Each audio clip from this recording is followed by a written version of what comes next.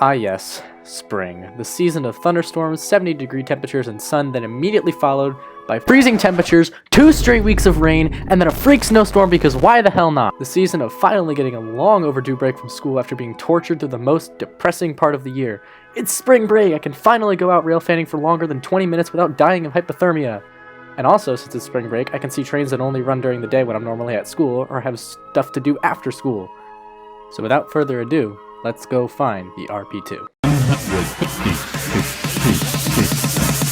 150, 40, 30, 20, 10.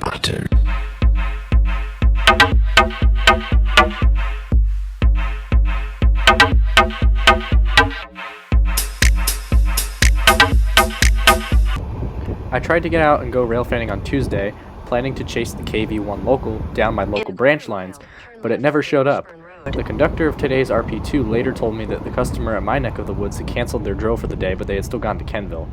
Anyway, I drove down to Washington Yard and just missed the RP2 departing, so I followed it up to Hazen Road, the site of the 1925 Rockport train wreck, and then saw them tying down, so I headed over and filmed the engine swap as they tied down for the day, having already dropped their train. In charge of the train today was GP38-2 5304, originally built for Penn Central in February 1973, then inherited by Conrail, Norfolk Southern, and finally sold to C&D in 2020. It retains patched NS paint and its NS road number. The trailing unit is 2006, built as a GP38 in November 1967 for Chesapeake and Ohio, and then became part of CSX's fleet before being sold to Chicago and Northwestern and rebuilt into a GP38-2, then becoming a lease unit for a few years and finally being sold to C&D in 2019, entering service in 2020. The NJ Transit unit, leased for positive train control compliance since none of the DRRV locomotives have systems compatible with NJTs and can't lead on NJ Transit lines, is the 4102. It was built in October 1968 along with 12 other GP40Ps for the Central Railroad of New Jersey.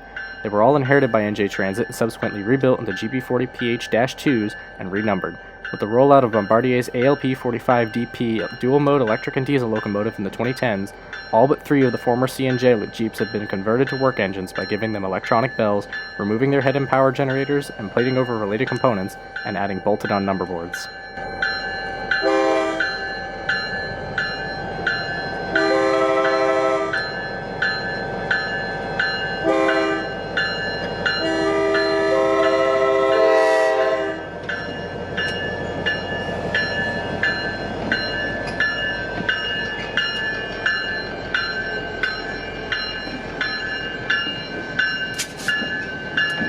Now 4102 pulls 2006 and 5304 across Blau Road.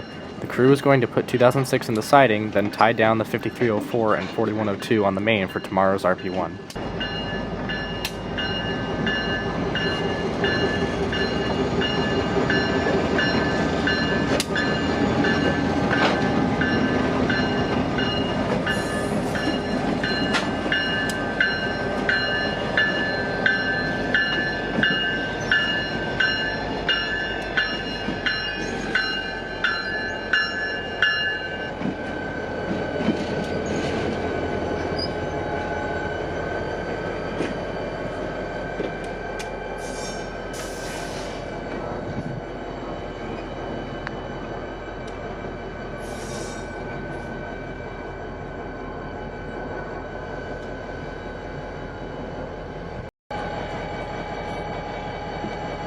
Now that I've moved to the other side of the tracks, we watch 5304 get uncoupled from 2006, and 4102 pull it back out of the siding and then push in their final move to park on the main just behind 2006.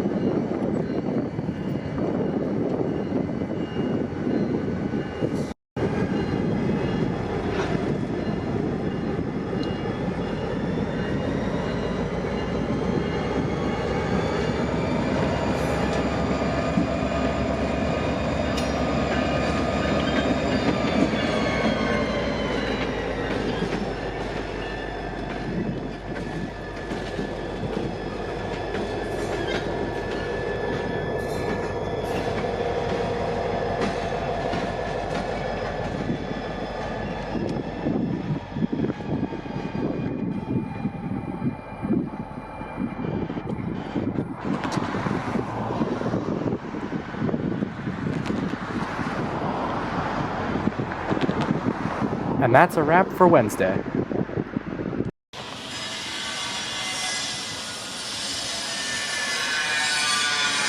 After spending Thursday in New York City, I headed out early on Friday morning to see the CJ1 local. They would also not be running to Flanders today, so we'll only be chasing them from Wharton to Kenville. I arrived at Lake Junction and stepped out to film 5303 moving some cars around to prepare to interchange with the RP2. 5303 is an EMD GP38-2 built in February of 1973 for Penn Central, then inherited by Conrail, and then Norfolk Southern before finally being sold to C&D in 2020.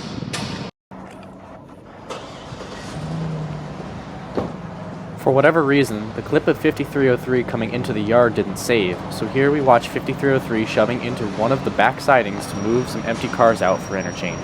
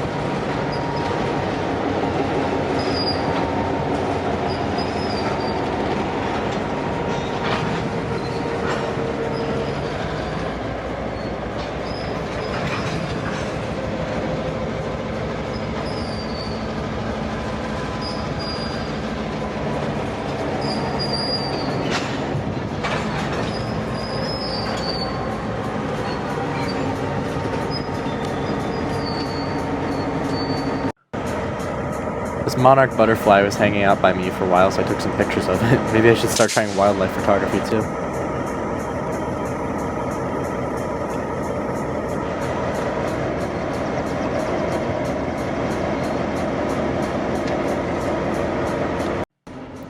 After waiting for over 40 minutes, the RP2 shows up with NJ Transit GP40PH-2 4102 in the lead and DRRV GP38-2 5304 trailing.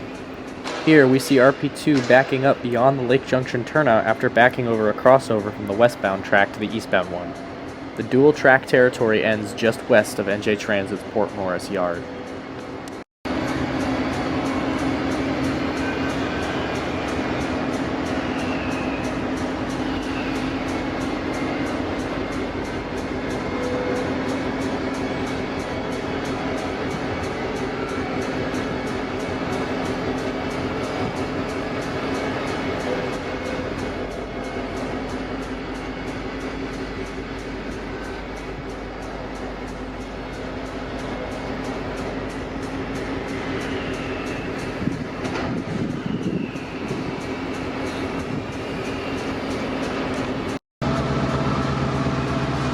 .5303 is now shoving its consist out of the yard and onto the main line to start interchanging.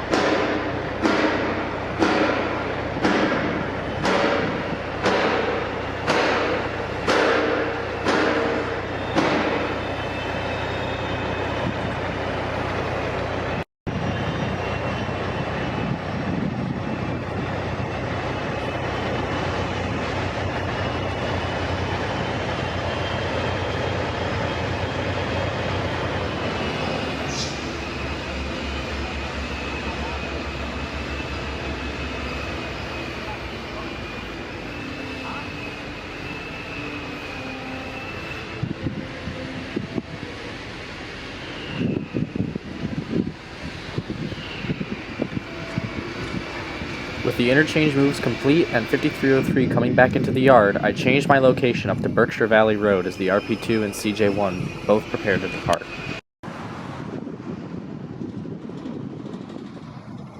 Lake Junction was originally a terminus for several different railroads. Here, the DL&W main line, which is now NJT, met with the DL&W Chester branch, which serves to connect both itself and the CNJ's High Bridge branch to the main line after Fairmont Junction, as well as several now ripped up and abandoned lines belonging to Wharton and Northern. These branch lines and the junction used to be leased to the Morristown and Erie Railway between 1983 and 2017, owned by Morris County, but is now leased to the Chesapeake and Delaware LLC, the holding company of the Dover and Rockaway River Railroad and several other short lines in New Jersey. Morris County continues to own the lines to this day.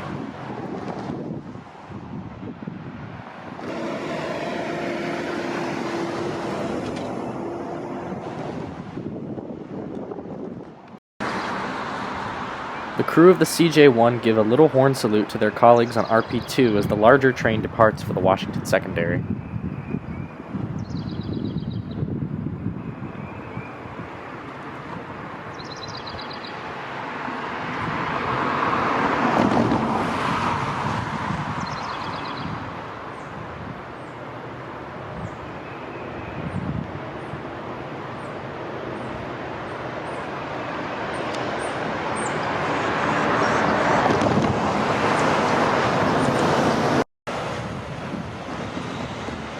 With their work at Lake Junction done, 5303 now makes its way down the Chester Branch toward Fairmont Junction.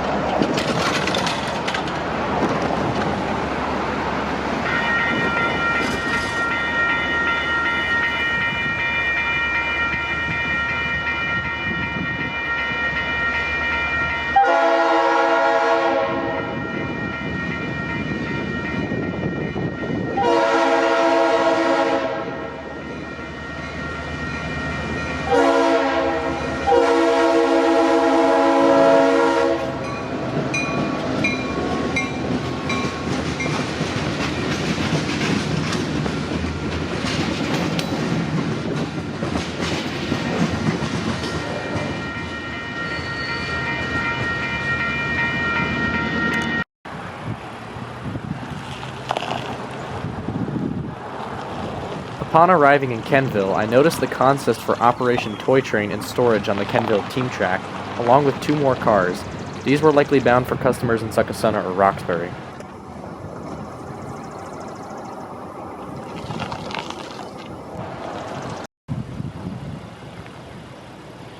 As 5303 approached the second Berkshire Valley Road grade crossing, a very irresponsible Tesla Cybertruck driver decided to run right through the crossing lights, narrowly avoiding getting hit by the train. They were very lucky to escape unharmed as 5303 was slowing down in preparation to work the Kenville team track. Had this been in another crossing where the train would have been moving faster, we could have been talking about an accident caught on camera. It's also pretty ironic considering that 5303 is the DRRV's Operation Lifesaver unit. Now how about we don't do stupid stuff at railroad crossings, people?